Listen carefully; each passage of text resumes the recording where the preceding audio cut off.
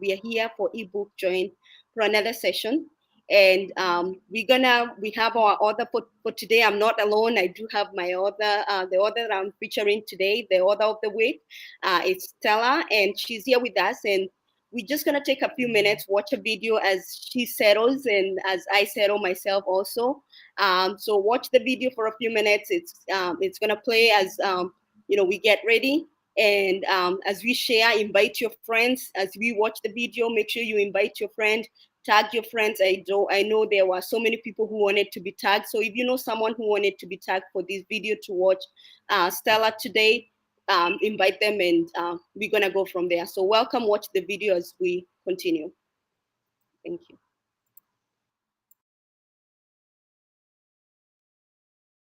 Hello. Welcome again to Ebook Joint. This is Grace Ngumi hosting, your host for tonight. And I'm so delighted to have our author for today, Stella Kiinama, sorry if I messed up her name, but she's here with us. We are so excited that she's gonna be part of this show tonight. We're gonna be talking about her book, The Abused Queen, so hold on tight. You can be listening to the music as it goes, and enjoy the music. We own the right and the copyright for that song, so we are so delighted. So enjoy it as we get ready, and as I get our guest on. Stella is here with us, and we are so delighted to have her with us. Enjoy. Thank you.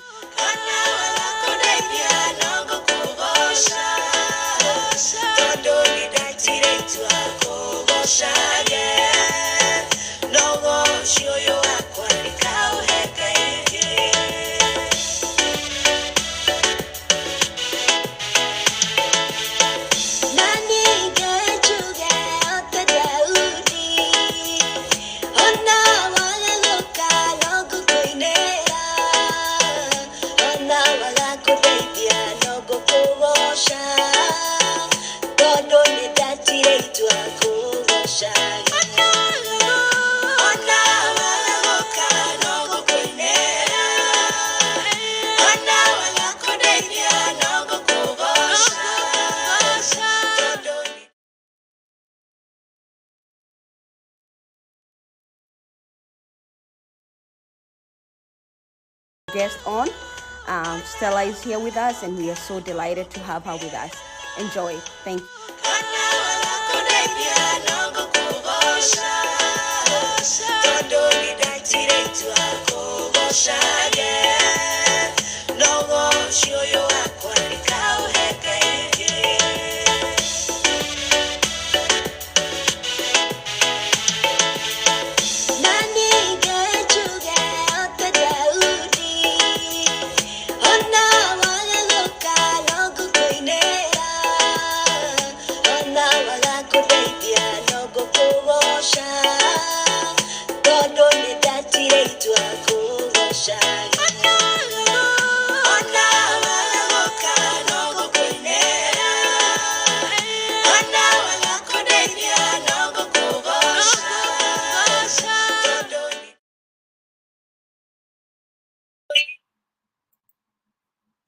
Welcome.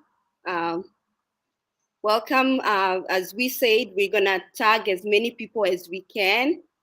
For those of you who have joined us, I see we do have a couple of people. We can tag as many people as we can, so we can invite them. We do have our author for today, and I'm so delighted that she's here. So if you know someone who really wanted to be here, I'm going to tag a few more people. I see we have some who had requested to be tagged.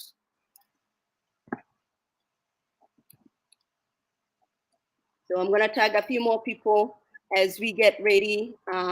Welcome. So we can go ahead and get started. Thank you again. It's Ebook Joint, and I do have Stella with me. She's here, and I'm so delighted that she's here to share with us this night and talk about her book. We're going to introduce the book very soon. So let's go ahead and have Stella introduce herself. Stella, you can tell us a little bit, your names, where you're from, and just a little bit about yourself. Welcome, Stella. Thank you so much, Grace. It's such an honor to be here. I just wanted to say thank you so much for this opportunity and actually for this platform. You're doing amazing. You're doing an amazing job. So I just wanted to say thank you so much for having me today. I watch you do interviews with different people, and I never thought I would be here actually. But thank you so much for the opportunity. My name's Stella Kiinama. Originally, I'm from Githunguri, Kiambu, and I live in Houston, Texas right now, and I have a daughter. I am a nurse by profession. I have a 7-year-old daughter. That's basically me. Okay. Thank you so much for that good introduction. And now we're gonna be able to get into the book, and we're here to talk about the book. The title of the book is The Abused Queen, and I just wanted to say that as we said, we are getting started. We're just getting started. For those of you who are joining us, I see a few people joining us. We're gonna go ahead and talk about the book, and I wanted to have you just tell us the title of the book is The Abused Queen. I do have it right here with me. It comes in a hard copy. Um, and I want you just to tell us a little bit about the book and what inspired you. I know it's about your story and how you escaped an abusive relationship. Um, how you can share with us about the book, what really inspired you to write this story for us and for us to be able to read it. So welcome, just um, and share that. You don't have to give the details of the book because I want people to be able to go to Amazon and buy the book. You can just give a little bit synopsis of the book. Thank you, Grace, for that. Actually, the truth is, the reason why there are two reasons. There are two major reasons I came up with. I wrote the book, and one main reason was just to show, or rather to display the glory of God Mm. and the power of God, because He. You know, sometimes we read in the Bible what God did during the Bible days, and we feel like He doesn't do miracles anymore. Mm. But I was in a situation that I would have ended up dead, and there is a chance that I wouldn't be here, a very, very huge chance that I wouldn't be here. But God protected me. God saved me. He saved me from a situation that would have been dire, and even he even healed me, because many of you know my story and how my skin was burnt. My face and my chest was burnt out, and my skin peeled off. So this, what you see, is brand new skin that God gave me. So it was too much of God's goodness and God's glory to hide, to try to cover. So that is one major reason I wanted to share this, so people can know that the God of the Bible is still working in us, is still doing miracles even today. And so if He came for me, He will come for you. So you don't have to be afraid to call on Him when you need Him. And then another reason I wanted to write this book, Grace, is because we have heard lately, especially, how there are so many issues in our marriages. People are killing each other, people are hurting each other so badly, and we have taken so many people to their early graves when it was not really necessary. But what we don't get to see as outsiders is what really happens, because all we see is the outcome of this abuse of domestic violence. And so I felt obligated to open the door, because domestic violence thrives behind closed doors. And so what do we see? We see people looking good, looking fine, looking like they're in love, looking like they have a happy family from outside. But when we go inside, we are suffering. We are dealing with so much hurt and pain. We are getting beat up every day, but we don't know how to express that. So we cover it until the final verdict, until the final outcome is people killing each other. And so now it's time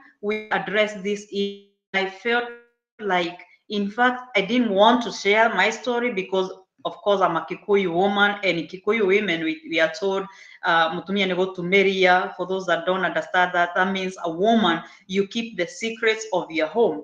And now my intention was to do exactly that. But then there was something within me, and I believe that was God that wanted me to share this story in an attempt to save other people's lives.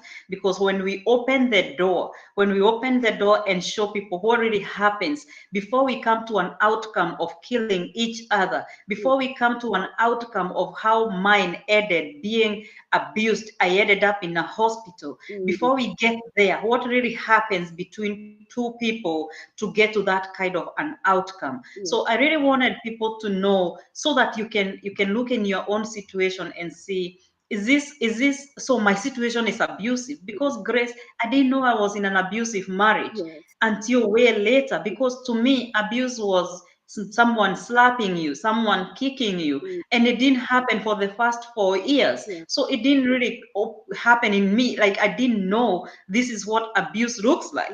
And so he had abused me emotionally, psychologically, always, until 4 years later. That's when I suffered the first physical abuse. So I really wanted people to be aware. It's more of creating awareness. What is it that abuse does? What would be the final outcome if I entertain this, or if I hide it any longer? So that was my two reasons: showing the goodness of God, and then making people aware, bringing awareness in this issue. Thank you. Thank you so much. That's very powerful, to be able to give a testimony. Like, you are a perfect example of, there are so many people who go through abuse, and you did explain very well that sometimes people go through abuse and they don't realize that they're being abused. And thank you so much for writing that book, a story of before and after. Someone looking at you cannot put the picture in, the picture that I saw in the book. You can put the two pictures together, but that's what God does. He's a God of restoration.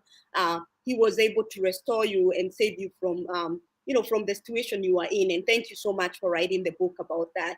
The question that I would want, and I know you mentioned it in the book, is, the red flags. There are so many red flags when it comes to domestic abuse. And you say that, it took 4 years for you to be able to know that you were in an abusive relationship. But I'm sure there were red flags, and you mention it in the book. You do point some red flags that you did ignore. What are some of the red flags that you would tell someone to not to ignore, like you did ignore, not so that they don't end up to where you ended up in?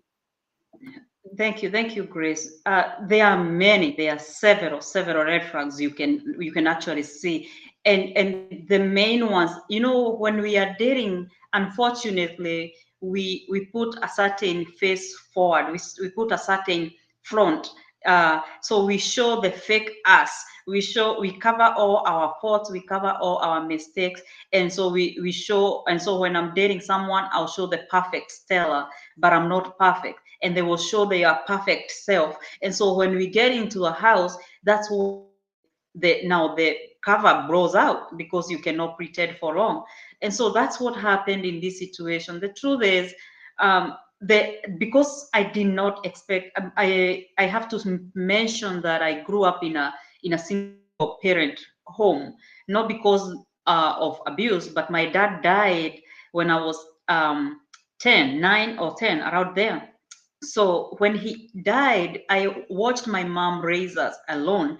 And now all I know is one side of a parent, my mom. And so I never saw anybody talk to her badly. I never saw anybody address her in a mean way. I didn't see anybody abuse her. And so when these things happened and I got into this marriage, I didn't know what submission and abuse, the difference between that. And there's a very thin line, and you have to distinguish them, because submission is willing. You do it because you want to and you are supposed to as a wife. But then when someone forces you to do things, that is abuse. So part of the red flags, the things that I saw in my situation, were control, a lot of control. And he want to control everything about me and around me. Manipulation, isolation. And so this comes in a way of like he wants to be the one to choose your friends, so he's choosing who you cannot hang around this person, you cannot talk to this person, and these are the few people that I have met because I am new in United States. Yes. So I have made a few friends, and he's telling me, no, no, no, you cannot hang around these people, you cannot hang with these people. Yes. What he's trying to do is control and isolate me, and then he would control even how many times I would call home. Like, you can't be talking to your mom and all the time, or your sisters all the time, sending money. So it comes with isolation, it comes with a lot of control, control in finances, in friends, in everything. And so what I saw in my situation, and this will manifest in different ways. So Mm. that's why you have to familiarize with yourself with what abuse is and the signs of abuse, so you know your own situation, because abuse has come in a wide range of presentation. They don't have one size fits all. Mm. So there are some that will affect, they will start physical abuse immediately. There are some that will wait until you are totally abused emotionally, and you are totally destroyed, you have zero self-esteem, you don't believe in anything. And that's the route mine took. So mine, he started he controlling my finances, he's controlling who I hang out with, he's control everything. And then there was this issue of the mother-in-law, Yes. and we do have those kind of issues. But then I think it's wise for us to know that sometimes it's better to go where you are appreciated than where you are tolerated. Mm. Because now what I noticed is, even in the beginning of our relationship, when the mother-in-law was involved, she was against the idea. And so, and then the man, he tended to go with what the mother wanted. So at the end of the day, I'm alone in this, I'm fighting these two people. And so I think it's wise to choose areas where, and pray about it, really, because I did not do that. Pray Mm. about it and see, because some of these times is God closing the door, because you're not supposed to be there in the first place. I Mm. don't I know you read in the book where I knew within my heart this is not the right place to go, but Mm. I insisted because I didn't want to hurt his feelings. Mm. And so some of these things, these abuse are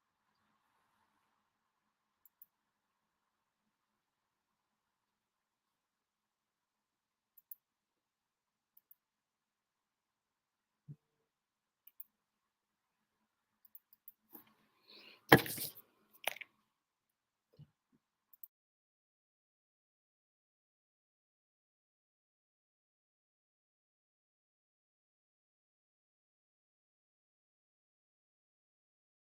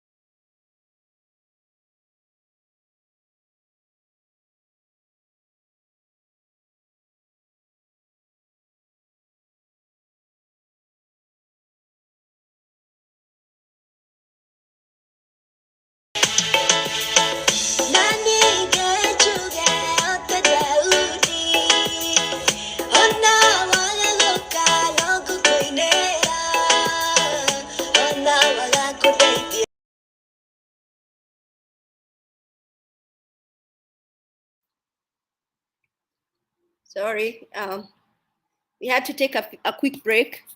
Can you hear me, Stella? Uh,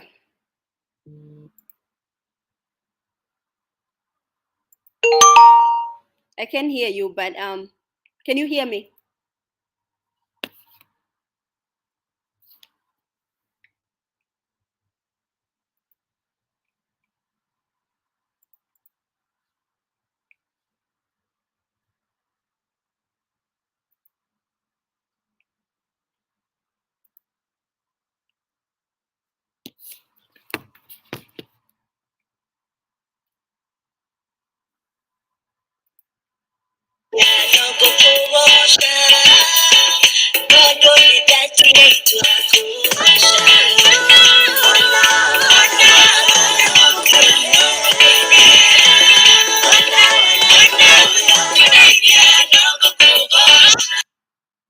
Okay, can you hear me?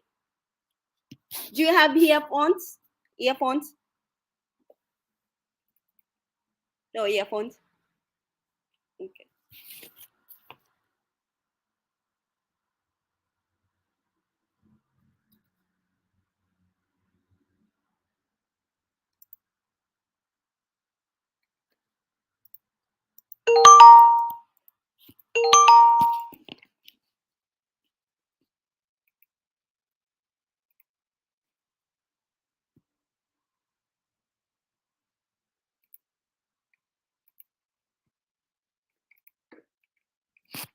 Sorry, I apologize. We're gonna be getting a few minutes break as we try to figure out the sound on Stella's part. Thank you. Welcome again to Ebook Joint. This is Grace Ngumi hosting, your host for tonight. And I'm so delighted to have our author for today, Stella Kiinama, sorry if I messed up her name, but she's here with us. We are so excited that she's going to be part of this show tonight. We're going to be talking about her book, The Abused Queen. So hold on tight. You can be listening to the music as it goes and enjoy the music. We own the right and the copyright for that song, so we are so delighted. So enjoy it as we get ready and as I get our guest on. Stella is here with us and we are so delighted to have her with us. Enjoy. Thank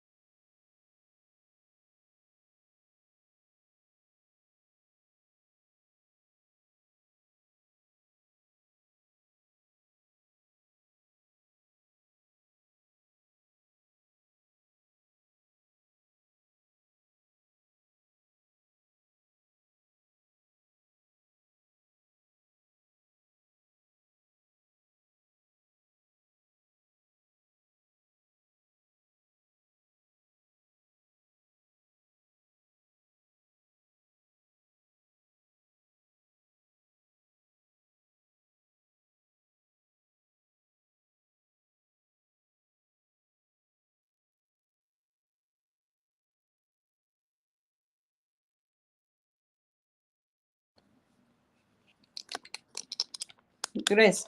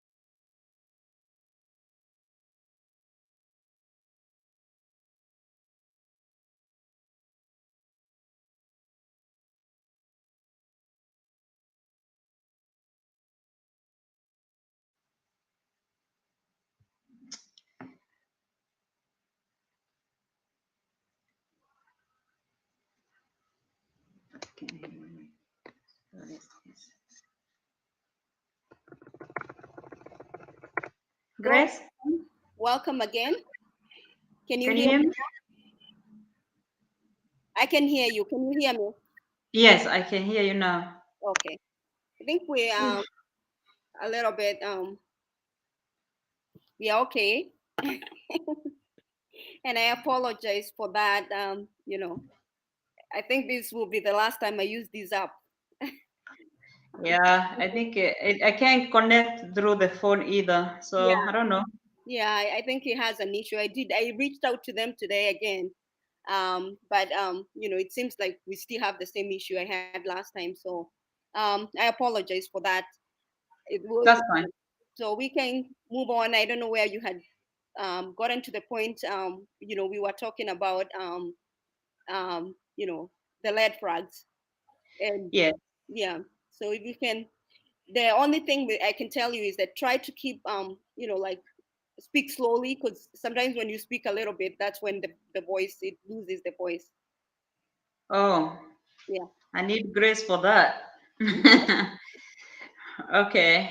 So, yeah, I was saying how red flags, they vary a lot. They come from a huge range of it's a wide range.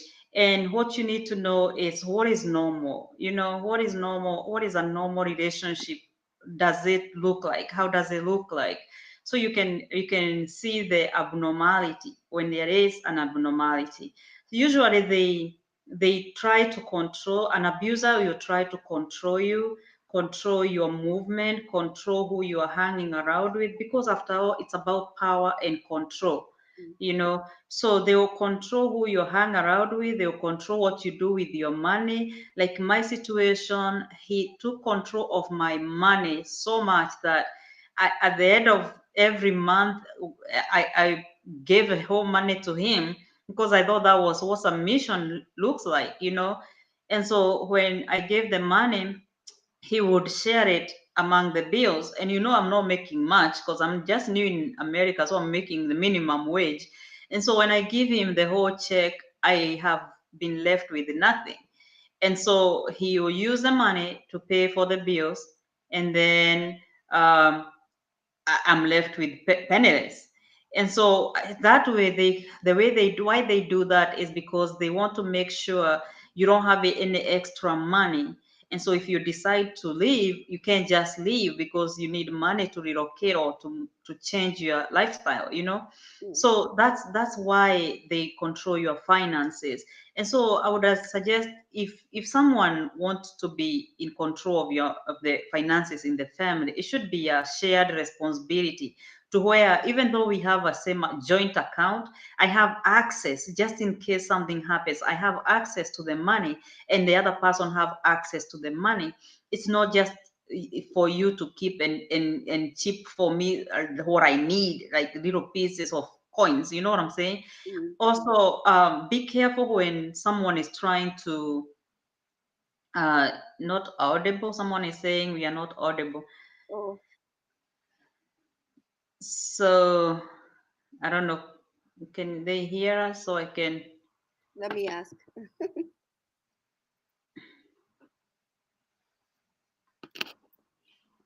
Oh, she said we are loud and clear. Oh, Okay, so that's basically it. It's a wide range of signs, and mine was that I just wanted to. And I started. He started first of all like complimenting everything about me. Like I feel like whoa. I guess this is what love feels like. yeah. And because I was insecure, and that's why I advocate for you to know who you are before you even go into these marriages. Because when you're insecure, you want someone to affirm you all the time. But Mm, no one has the time except they want to put you in the box. And mm, then when you get in the box, then they work on you, you know? So the compliments eventually changed from, oh, you're so beautiful, to you know, you can work on this area, or you know, so and so looks better in this kind of clothes than what you wear, you know, those kind of demeaning things.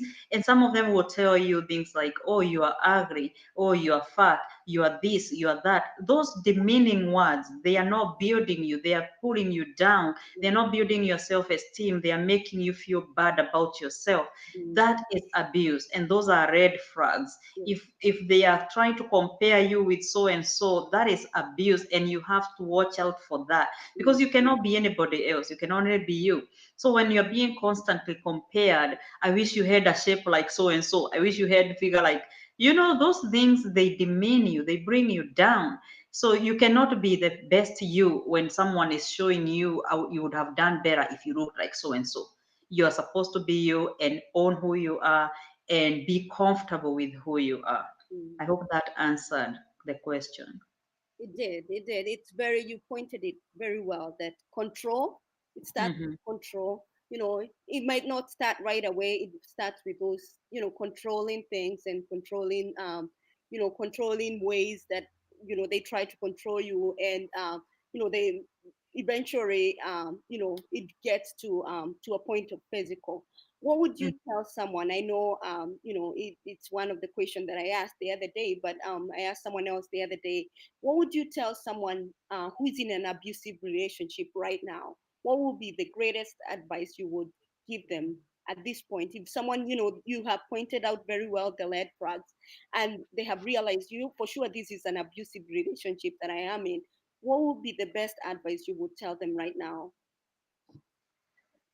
You know, Grace, the main point, actually the most important thing in an abusive home, is for you to recognize you're in an abusive relationship Mm, or yeah, marriage. To recognize, because some of us stay in denial. mm, You know, we are in denial, and when you're in denial, you can't change anything you will not acknowledge. mm, So when you first sit down and realize, wait, this is not how a normal marriage is supposed to function. Like this, the way I have learned about these signs of abuse, I see them manifesting in my marriage, right? And so I think the best thing and the most important thing is to acknowledge my marriage is abusive, my relationship is abusive. And when you acknowledge that, then you go to the next step. How do I handle this? Because now sometimes the abuser is doing these things because they grew up watching mom and dad do these things, and so that's how their default setting looks like. And so when you make them upset, they slap you because that's what daddy did. When daddy comes home late, you yell at them. That's what mommy did. So they grew up thinking this is what abuse, I mean, a home is supposed to look like. And so you need to sit down with your spouse and tell them, listen, this what you do, what you have been doing to me, slapping me, kicking me, pushing me, putting me down, all these things, these are signs of abuse. And so our marriage is abusive, and you're putting me down, you're doing this to me, I feel like this. Be open, be honest with your spouse and tell them, I don't feel right, this is not the way I wanted my marriage to look like. And we might not have known that this is how I feel about this, but when you slap me, when you hit me in front of children, when you call me names in front of my children, or whether I'm alone or in front of people, it is abuse, and it has to stop. And so when you acknowledge, then you can face it, and you can sit down with your spouse without yelling, without complaining. Just sit down like two adults and discuss this issue and realize, first of all, we are in an abusive marriage. This is not how you're supposed to solve situations. If I made you mad, tell me nicely, listen, I don't like the way you're talking to me. Can we address these things differently? You know, without you hitting me, without you pushing me, without you doing this and that, all these abusive things.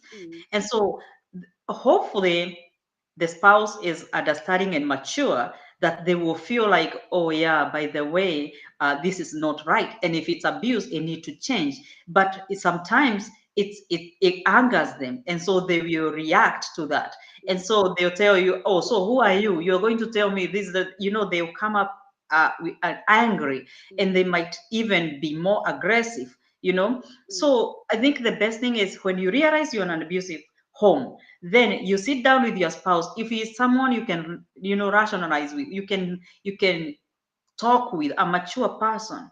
Now, if you realize both of you come to a conclusion, yes, our marriage is abusive, what do we do now? Do we need to seek counsel? Do we need to seek a therapist? Do we need to work with someone who will help us, correct these issues, correct whatever we are doing wrong? So then you can come to an understanding, like, okay, we can't do this alone, because this is just who I am. When I get angry, I hit. When I get mad, I shout. You know what I'm saying? So how do we get help? So together you sit down and agree how to seek help, how to go ahead from here, because this is not a good environment for any of us. It's not a good environment for our children. What do we do from here? Now, when you decide to leave, if there is no way to come to that mature conclusion that we need to adjust things, we need to change things, and you decide, I will not live like this anymore, because that's a very, very personal choice, Grace. And it takes a lot of courage, and it takes you having enough and saying, you know what, I deserve better than this. I cannot live like this anymore. So it is a personal decision. Once you make that decision, you have to be prepared for things to change. And one thing I cannot forget to point out in this place is how that is a very risky situation. When you decide to get out, that is when most people die. Because now, remember, abuse is about control and manipulation, power and control. Now, when this abuser, they are used to controlling you, they are used to using you any way they want. Now, when you come and declare to them, I'm leaving, you can expect a backlash, you can expect a reaction. And so the abuser do not want to lose the person they want they abuse, so they will react. And so I really want you to know, if you're watching this video and you're in an abusive relationship and you really want to make a step out, keep plan carefully and secretly. Mm. Yeah. If you have to share with someone that you know, and you know 100% they will not share this information, because this could mean life and death. Do you understand? Mm. That is when most people die, when they are trying to live. Sometimes, especially when you have young children, don't tell them. Mhm. Don't tell them, oh, we are leaving daddy, because guess what? They are kids after all. They might, when daddy comes home and they are sitting next to them and maybe they are being nice, they will talk to them and say, oh, guess what? Mom said we are leaving you. And they are just being a kid. Now they have exposed the plan, and dad will react. Yes. Dad will react, or mom will react if the mom is the abuser in this case. Mm. So I would say exercise a lot of caution if you have decided to make that move, and you have to be prepared to start over, because it's not going to be easy, because most of us, we in a marriage situation, we have two incomes. We have our homes, maybe we have bought a house, maybe we have built a house, and so you are leaving to start over. Mm. Yeah. So if things will be different, things will change, but I promise you, Grace, it's worth it. It's worth the peace. It's worth the peace of mind. It's worth you changing the environment for the children so they can grow in a healthy environment without chaos and toxicity. Mm. So yes, it's gonna take a minute. It's gonna take some time to get used to being alone, because you used to have someone to help you in life. But now, if the situation is abusive, is it worth it to have this comfort and being abused every single day? Yeah. It's not worth it. Mm. So I had to come to a place where, and mine ended like this. I didn't say, oh, I'm leaving, even though this happened because I was about to leave. Mm. And the person I shared the information with went back and told my ex-husband. And so that's why I'm cautioning people here, and to be very careful who you share this information with, Mm. because especially avoid mutual friends, Yes. people that know you and know the abuser, Mm. because even in talking they will say something. It's say like, you tell a lady whose husband is friends with your husband, and they are abusing you, and you tell them, I'm leaving my husband. When they are talking, she will share with the husband, Mm. and the husband, when they are drinking with your husband, they will share it out. Mm. So it will be now a community issue, Yes. right? And that increases the risk of Mm. you being hurt or even being killed in the situation. So that is, it's very wide, and I hope that helps someone. Thank you. Thank you so much. That's very powerful. I mean, you hit all the points that, people really, someone who's going through abuse, they can use resources, they can reach out to try to resolve the abuse and point out that, you are tired of the abuse, you realize he's abusing you, and be able to find the help that you need to work it out, both of you. But if it doesn't work out, you don't have to live in that environment. You do have Mhm. you are able to live. And I commend you that you took a lot of courage to got you to that point to be able to live. And the way you left, it wasn't the right way, but for sure God is a restorer. My next question to you will be, how did you get to a point of, I see you and I see a lot of positivity. I see you being happy and sharing your life experience. How did you get to that point of being able, to forgive your abuser? For yourself, for those of you who don't know Stella, you can read in the book her story. She ended up with bans and being banned by the ex-husband. How did you get to the point of healing, getting that healing and being able to get over that? Someone, if it was me, I put myself in your shoes. If it was me, someone banned me, I don't think I would be able to forgive them in a long time. So you can share your experience. It was a process, Grace. If I'm honest, it was a long process. Yes. I didn't just leave that environment and started smiling the next day. Yes. No, I was very bitter. I was angry. I was actually self-destructive, Mm-hmm. because it breaks you. It breaks you emotionally. It breaks you. And God healed me physically faster than my emotions, because now it happened in December 20, I mean November 26th, and by Christmas, a month later, my skin was healing up. And but now emotionally I was still very, very broken. Mm. I was angry, I was bitter, I was resentful, all these things. And so it doesn't happen overnight, depending on what you went through. Mm. So if whatever you went through, if it was very painful and tragic and traumatic like mine was, you have to go through the process of healing. Mm. And you don't even feel like you're going through the process. You are just angry, your emotions are everywhere. So I was bitter. I even became abusive myself. So so the people that came around me around that time faced a wrath of a bitter woman. You know what I'm saying? Yes. Especially men. So I was very bitter, and if anybody tried to even show some interest in me, I was angry, and I would like, dude, I don't need you. Things that a mean bitter woman would say. Yes. That I'm not proud of today. Mm. But it's because of what was inside me, the pain that was inside me. Mm. And it took a minute. So I really want to advise people, when you leave this situation, when you leave a situation, even a marriage, even if it was not as abusive as mine, you have to know that you're suffering from emotional pain. Mm. You are broken emotionally. Give yourself time to heal. Give yourself time to recover. Mm. Heal those wounds, because that wound is very deep. And if you don't heal it, and what we do, we jump from one situation to another. Because as soon as I changed, even though I'm mean to these men, I wanted someone around me. I wanted a boyfriend. Yes. But then, to be honest, I did not need a boyfriend at that moment. I did not need a man around me at that time, because I needed to work my issues. I needed to work my anger, my bitterness, and let it heal. So when you jump from this situation to the other, you bring all the pain with you and take it to the other. And to be honest, none of that relationship would last, because who want to date a bitter woman? You know what I'm Mm. saying? Yes. So it took time.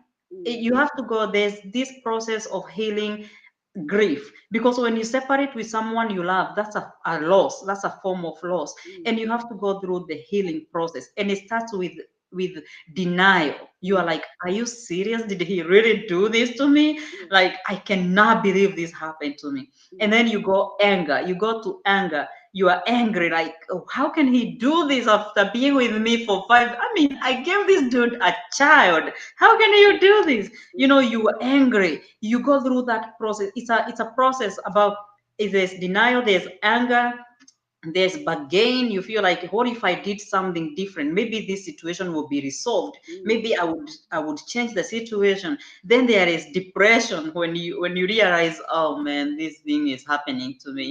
You go into a form of depression. It doesn't last too long. And then the healing process, when you know you have healed, is when you accept. Now you accept, this is the situation. I Mm. can't change it. This is just who I am. Now I am a single mom. I have a daughter who is looking up to me. And now, whether I cry all night, whether I drink all the beer there is in the world, I cannot change the situation. This is just the reality. Mm. Face it. And now you have come to a place where you see life in a different perspective. But when you have not gone through the process, you will keep that bitterness within you, and it will keep you in a muddy situation. You will never be able to get out of that. So allow yourself to heal. Give yourself time. Don't go into any relationship. Try not to. Yes. For real, because you're not doing yourself a favor. And so, because the other relationship will come and end, and now you feel like you are the failure, Mm. like you're the one that cannot hold on to a man or to a woman. But that's because you never allowed yourself to heal. So, this, for me to be smiling now, Grace, for me to look positive, it didn't start like that. I tried to drown the pain with beer, with boyfriend, with alcohol, and it didn't work. Mm. But by the grace of God, He brought me to this place where I am healed now. And now I can look back and see, wow, I really would have died in this marriage. Mm. And how can I help the community? I can help them by showing my scars, exposing my story and the pain. Is it shameful? Very shameful. But guess what? It happened so someone else can learn from it. And the fact that I'm alive today, someone can escape from the same issue Mm, because I shared my story. So allow yourself to heal. Don't stay bitter. Don't stay angry. Don't stay resentful. Forgive this person. I promise you, it takes God to forgive such situations mm, because he really did me wrong. It didn't have to go that far. But then if I hold on to it, I'm carrying his weight. I'm mm, carrying too much weight in my heart, in my emotions, that I cannot really move forward. So I had to let go and let God avenge me. Don't mm, go avenging yourself. Don't try to avenge yourself. You really are going to do yourself more harm. So let God avenge you. mm, Give it to God and tell God, you see what they did to me. You said you will avenge me, so I will let you be God, and I will heal, and I'll let you take revenge on me. So that way you can be able to move on with your life. But when you carry these people and you follow them on Facebook trying to see who are they dating now, that is a sign you have not healed, yes. first of all. Mm, And you're still bitter, you're still angry at this person. But mm, when you heal, in fact, I pray for this person, and I pray that he will discover that he has a problem and deal with it. mm, Because now, if I really want him to heal before he can move on, because any other woman who would come in that situation would end up in the worst or same situation that I did if he does not heal his issue. mm, So I know I'm healed when I look back and I don't hate this person. I hate his actions. I hate how he rationalized for him to come up to with that conclusion, but I don't hate him as a person. I even pray for him. mm. So you really have to give yourself time, heal, forgive this person, because you will never move on until you forgive. And forgive yourself too for putting yourself in that situation. You have to forgive. Thank you, thank you, thank you. We are talking about the abused queen with Stella. I love the way you put it very well. That don't follow this person on social media to see what they are up to. I know most Reddits they are out there. They try to make the whole situation even a mess, even if the Mhm. situation was a mess, the marriage was a mess, if it was abusive, they're out there making it even more worse because they are out there provoking the person, doing other things to make the person also feel bad. So thank you so much for pointing that you really have to go through the process, and I'm sure it's not an easy process for you that you had to go through the denial, the healing, and to come out the way you have come out. I'm so glad that you're doing that. And you pointed about the community, that you came out so that you can help our community deal with this issue of domestic abuse. And it always goes and comes back, and it's always something that we need to address all the time. What are some of the things that you can point out to the community? And at the start of the video, you say that you're a Kikuyu woman, and the Kikuyu women, they tell you, Omeredia, some people would have said, no, we suffered more worse than you did. Why Mhm. didn't you why didn't you persevere? Why didn't you stay? Why didn't you work on your marriage? uh, what are some of the things that you can try to help the community to come out of that mindset of you can stay and otumedia and you know and deal with it, to Yeah. being able to say, what, abuse is never okay. It doesn't matter what kind of abuse it is, it's never okay. What are some of the things we can do as a community? To be honest, Grace, abuse is a monster that we have been raising Mm, for decades, for generations, and it has come to this far. Like now, it has no shame. It's killing people left and right. mm, Do you understand? mm, Because now, when you tell me I'm a Kikuyu woman and I should to marry, I should persevere, I should make my home, then you are telling me stay there, no matter how what he does to you, no matter what he did to you. In fact, even after this act of him burning me, some people said, what are you gonna do? What about the baby? You need to go back and raise this baby with the father. But are you really doing anybody a favor? Are you doing this kid a favor? Right? So what we're doing now, we are now enjoying the fruits our parents planted. mm, Because when now, if he watched his parents fight, Now his parents were fighting, it made him think that is what you do. Yes. And so when he found a lady to marry, it happened to be me. And now how he solved the problems, when he's mad, he does what his daddy did. Mm. So he watched this dysfunction, and now he grew up thinking this is the normal way of life. Yes. So what we are doing is we are generating, we are continuing with the generational dysfunction. Mm. So the best thing we can do as a community is, first of all, throw away that saying that a woman go to marry. That is an evil saying from the pit of hell. Mm. No. The motumia nego tumiri. Now I'm totally cute. My Kikuyu is rising up in me. So what I want to say is, this kind of sayings, these kind of traditions, they need to be demolished. We have to kill what is killing us, Mm. because we have stood with traditions and policies from from our forefathers that are killing us, Mm. that are enabling dysfunction to continue from generation to generation. And so now what telling me to persevere in this situation is telling me now, because your father, the father of this child, saw abuse growing up. Now it's time for your daughter to see abuse growing up, so she can continue it in her own generation. That is exactly what you're telling me. Yeah. And now we have to really, it takes a lot of maturity, and we have to come to that level, Grace, where we mature as individuals and say this is evil, and call evil evil, Mm. call good good. Otherwise we will never have good marriages. I believe marriage should be sweet. Marriage, are we going to have arguments? Yes, because we are, even sister and sister have arguments, brother and sister have arguments, but how do we solve them?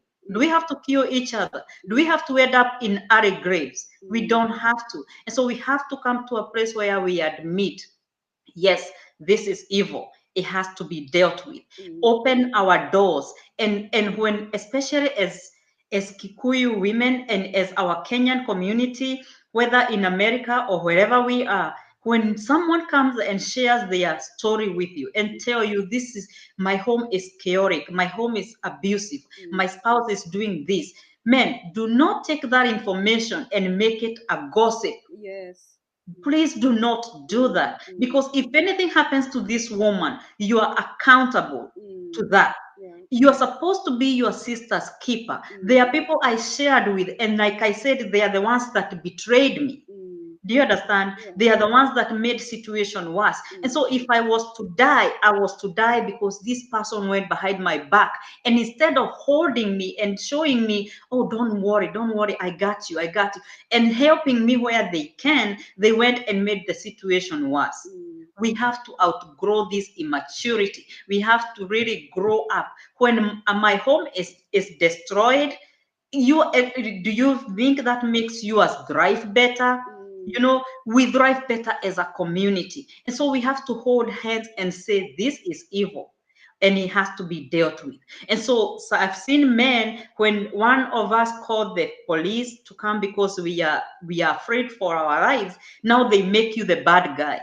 And now they're like, how can you call the police on your husband? Now you look like a murderer. You're even worse than a thief. And you're only trying to stay alive. Now, how about these men sit together with this guy and tell him, dude, stop doing this. This is not right. So they will discourage this guy from doing this. But when you encourage him and buy him alcohol and tell him, you need to hit harder next time. Listen, we are killing our homes. We are killing our children. Our children's future is at hand. And when our children see us in this chaotic situation, they will grow thinking this is what marriage looks like. And so I will not be surprised. Someone who grew up watching that, hearing in fact, statistics say they are 10 times more likely to abuse their spouse later in life. So we are not helping our children, taking them to the best schools, but taking them to even Harvard and Princeton, all those beautiful, great schools, teaching them how to be great leaders in life, yet emotionally we are breaking them by exposing them to chaotic and environments. So we are not really helping people, because now, even if they become the president tomorrow, they become the CEO of a big company tomorrow, their relational and thing is broken. They will never be able to keep a family, because no one will stay there to be abused. They will never be able to hold relationships because they abuse. This whole they think is normal. So you are really not doing anybody a favor by arguing this. We already know, we have already seen how many people have died. How many of our men are rotting in jail right now? Is this really why we came to the diaspora to do? We came here because God had a purpose for us to do in this land. He brought us here so we can learn, some of us, and go and make our homes, our countries better. He brought us here so he can expose us to what our purpose is in this new land. But he did not bring us here to come and kill each other. So when you are really hurting somebody else, I really wish we can mature to a place where, if me and my husband are not agreeing, how about we take a break? Separation is okay. Separate a little bit and figure things out. See things from this other person's perspective and see, is this really how we're supposed to deal with this? And some of us really should not be together. To be honest, like my situation, I wasn't supposed to be with this guy. Everything about me said, don't do it. But then I was that insecure. So we have to come to a place where we sit down and we realize, men, together this thing is not working. Together we can call this a marriage. This is more like a prison. We hurt each other, we harass each other, we are boarded together by dysfunction. So what do you think is the best way forward? And while we are doing that, can we not let the kids suffer? Can we not let the kids suffer our pain? Because now, if it comes to a place where we decide it's better when we are apart, let's raise these kids apart, because together we are destroying them. They are watching dysfunction day in, day out. So if we decide to raise them apart, listen, we can do this in a healthy way too. Because if you have to give child support, I don't even have to take you to court. These are your children. Do what you're supposed to do. And can we not make it dramatic? And I know both women and men, we are guilty at this. And so the woman who is bitter, they now make this situation worse by making it about the child support. And so they make this person pay more and continue to harass them in their works to pay more and more and more.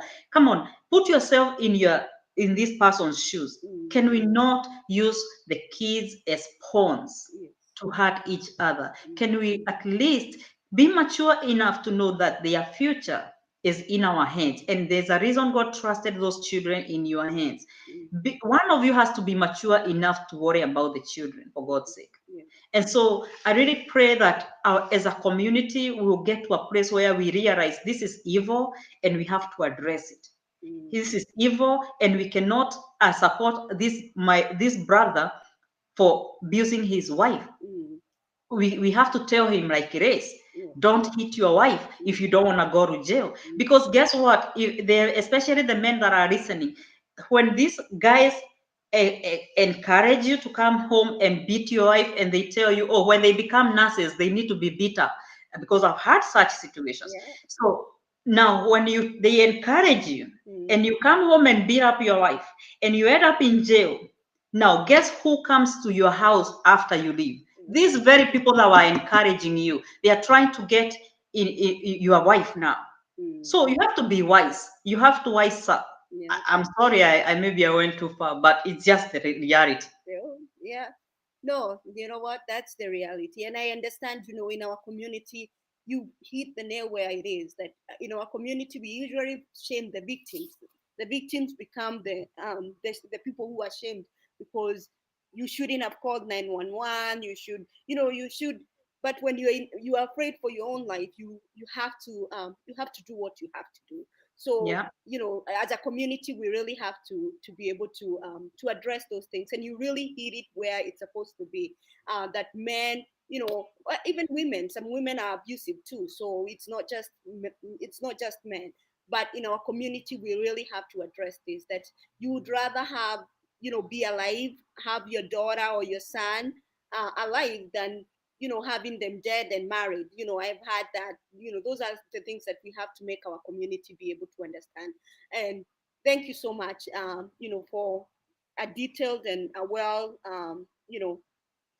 response about that in our community. And I thank God that we do have people like you who are able to address our community, so we can be able to address this issue and deal with it in a mature way and in a nice way. That, what, these two people, they are not supposed to be together. They got married in the first place. It was, they were not compatible.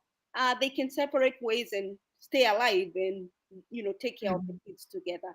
So thank you so much. I just wanted to say, thank you for taking time to be in here today. We are talking about The Abused Queen.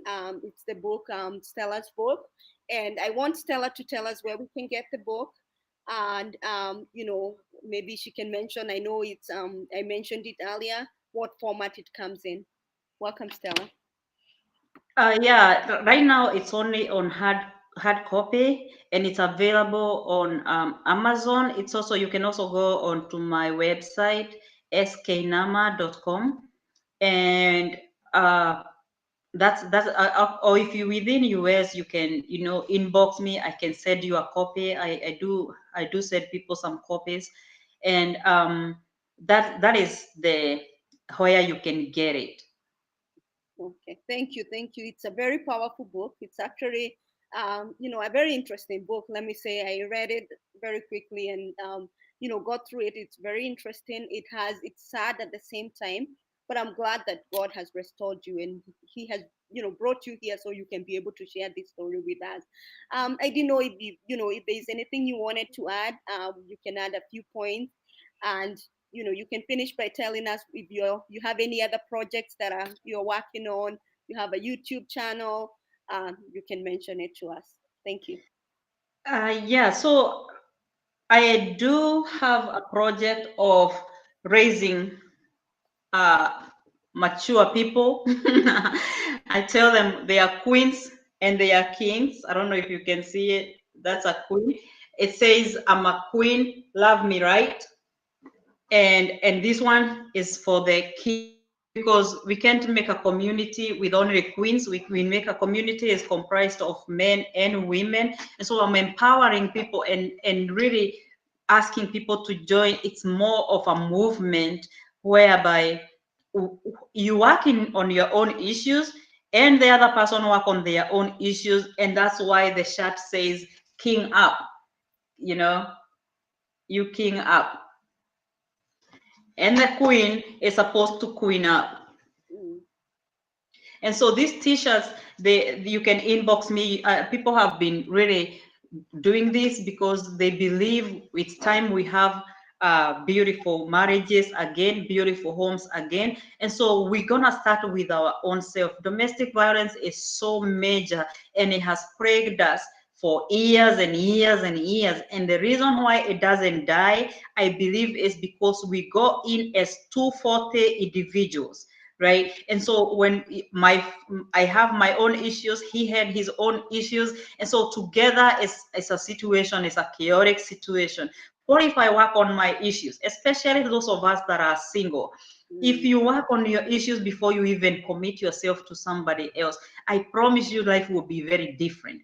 So if you're insecure, like I knew I was insecure, I had very low self-esteem before going into this relationship. If I work on that before I go into the next marriage, then I will not need that guy to keep telling me how cute I am or how nice I am. I know I am okay. I believe I am beautiful and fearfully made, so they don't have to affirm me. And so that's what queen up means. And the king, when they work on that anger, if you know you have anger issue, nobody knows you more than you do, Grace. You Yes. know the issues you struggle with. And Mm. so you're the one to look an honest look within you and say, man, I need to work on this issue. If it's an issue with self-esteem like I did, work on that issue, question yourself and look back, where did I get this from? You know, and then deal with it, and deal with it where that you feel like I'm a confident woman, whether I am married or I'm single, I am a woman all by myself, and I deserve to be treated right. So when you see a situation that is not going to treat you like you're supposed to be, then you can easily leave that environment. But when you are insecure and you don't know who you are, you will stay there hoping they can see you for who you are. No one will see you. You have to declare who you are and live it. So there's that project, and I'm raising people that believe marriage has to be beautiful again, and they are ready to work on their internal issues. And then, so for you, Grace, you get one for the queen and you get one for the king because you're married. And so he wear the king and you wear the queen. And when you're in the house, you're exchanging words, you are angry, you realize, wait, I'm not acting like a queen right now. You know what I'm saying? So you fix your own mind to where a queen does not act like this. Let me queen up. You know what I'm saying? I believe this is a way of fixing our homes, and marriage is going to be beautiful again. I believe it with all my heart. I know it's going to be beautiful again. When did we ever think that we'll get married and come out dead? I mean, this is just crazy, and we have to use what we have. So be it. We have to use what we have. So that is pretty much what I have right now. I do go live every Sunday on Facebook at 3 p.m. Central Standard.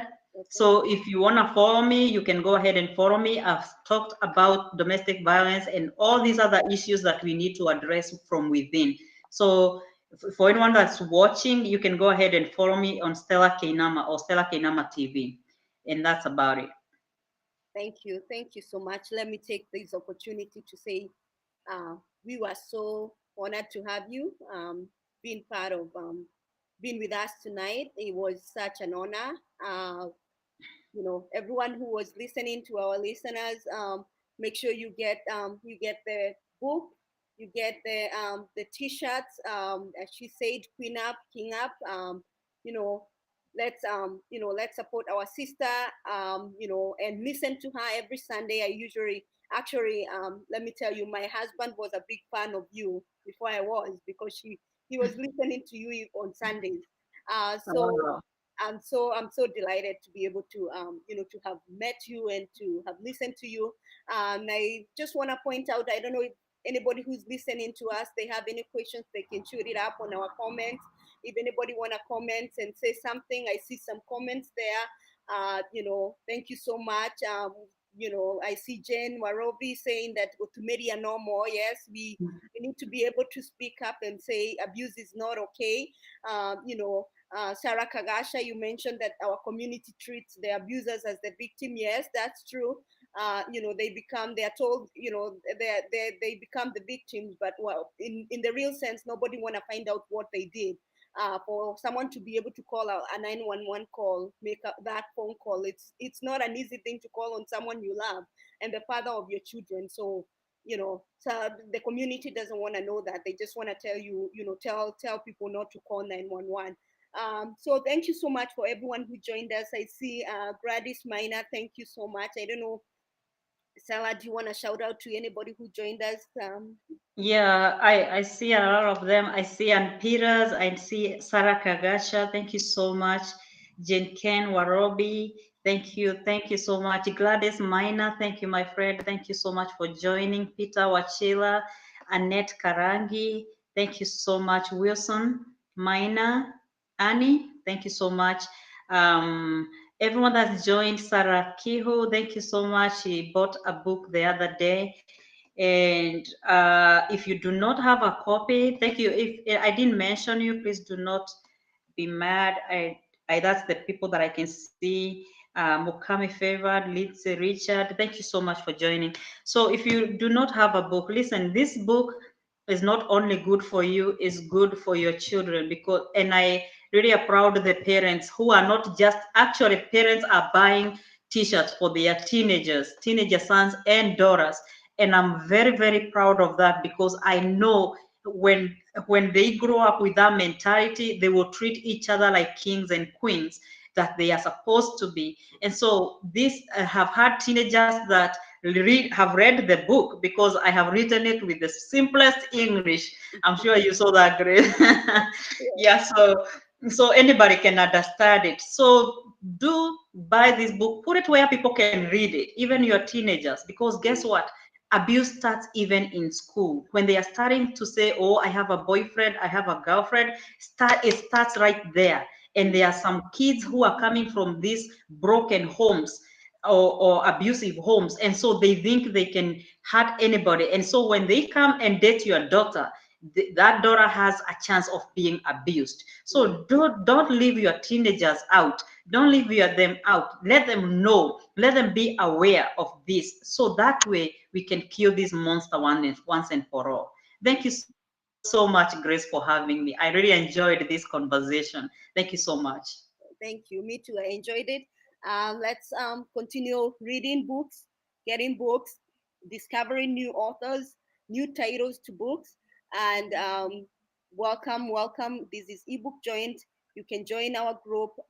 You can comment if you have an author that you want us to interview. I know I had mentioned this is a finale. We're gonna be taking a break for a month and a half, but we're gonna be back again with interviewing new authors and new books. When we come back, I'm sure this was a good finale. Thank you, Stella, and thank you everyone for watching. Have a good night. Thank you. Bye. Bye.